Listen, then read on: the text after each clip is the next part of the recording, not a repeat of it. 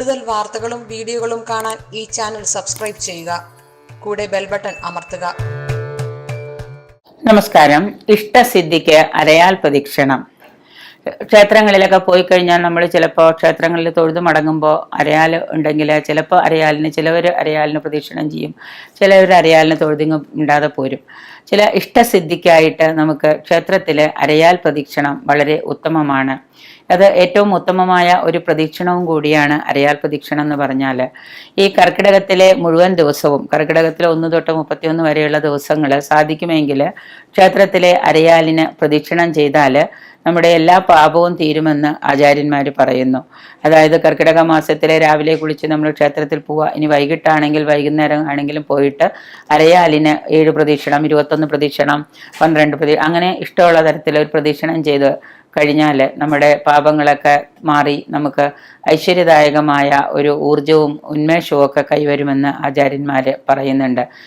അതിന് എല്ലാ ദിവസവും ഒന്നും ക്ഷേത്രത്തിൽ പോയിട്ട് ആലിന് പ്രദക്ഷിണം ചെയ്യാൻ സാധിക്കാത്തവരുണ്ടെങ്കിൽ ഏതെങ്കിലും ഒരു വ്യാഴാഴ്ച തുടങ്ങിയിട്ട് 21 ദിവസം ചെയ്യുക, അല്ലെങ്കിൽ 18 ദിവസം ചെയ്യുക, അല്ലെങ്കിൽ 12 ദിവസം ചെയ്യുക, അല്ലെങ്കിൽ 7 ദിവസം ചെയ്യുക. ഇങ്ങനെ ഒരു ഓർഡറിൽ 7, 12, 18, 21 അങ്ങനെ ഒരു ഓർഡറിൽ നമുക്ക് സൗകര്യപ്രദമായ രീതിയിൽ ചെയ്യാം. അതൊരു വ്യാഴാഴ്ച തുടങ്ങണമെന്നേ പറയുന്നുള്ളൂ.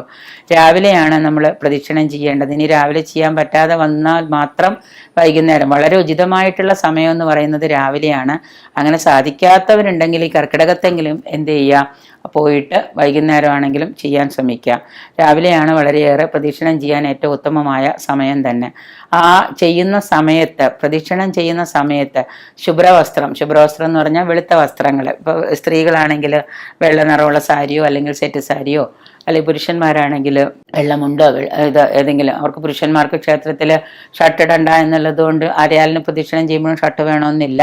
ഒരു വെളുത്ത തോർത്ത് മേലിട്ടാലും മതി. മുണ്ടുടുത്തിട്ട് വെളുത്ത മുണ്ടും അതുപോലെ തന്നെ വെളുത്ത തോർത്തും മേൽമുണ്ടായിട്ടിട്ട് ശുഭ്രവസ്ത്രമോ അല്ലെങ്കിൽ ഈറൻ വസ്ത്രമോ, നനഞ്ഞ് കുളിച്ചു കഴിഞ്ഞ പാടെയുള്ള ഈറൻ വസ്ത്രമോ ധരിച്ച് ചെയ്യാം. ചെയ്യുന്ന അത്രയും ദിവസം നിങ്ങൾ മത്സ്യമാംസാദികളൊക്കെ ത്യജിച്ച്, ഇപ്പോൾ 7 ദിവസമാണെങ്കിൽ ആ 7 ദിവസം മത്സ്യമാംസാദിയൊക്കെ ത്യജിച്ച് ഒരു വ്രതം എടുക്കുന്നത് നന്നായിരിക്കും. 12 ആണെങ്കിൽ അങ്ങനെ, ഇനി 18 ആണെങ്കിൽ അങ്ങനെ, 21 ആണെങ്കിൽ അങ്ങനെ.